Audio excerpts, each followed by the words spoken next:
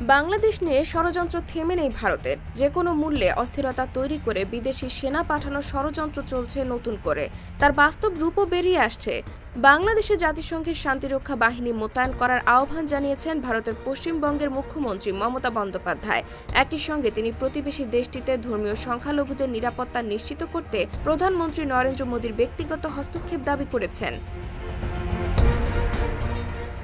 ভারতীয় সংবাদ মাধ্যম এনডিটিভির এক প্রতিবেদনে এ তথ্য জানানো হয়েছে। প্রতিবেদনে বলা হয়, মমতা বন্দ্যোপাধ্যায় আজ বিধানসভার শীতকালীন অধিবেশনে যোগ দিয়ে এসব কথা বলেন। পশ্চিমবঙ্গের মুখ্যমন্ত্রী বলেন, বাংলাদেশে আমাদের পরিবার, সম্পত্তি ও প্রিয়জন আছে। কেন্দ্রীয় সরকার এ বিষয়ে যেই অবস্থানই গ্রহণ করুক না কেন, আমরা তা মেনে নেই। তবে আমরা বিশ্বের যে কোনো স্থানে ধর্মের ভিত্তিতে নৃশংসতার নিন্দা জানাই এবং কেন্দ্রীয় সরকারের কাছে আবেদন জানাই, প্রধানমন্ত্রী হস্তক্ষেপ করুন।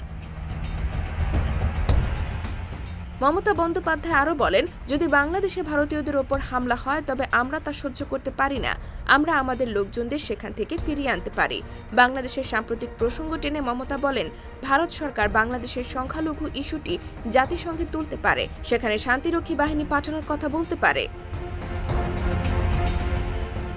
IBTV USA, new York.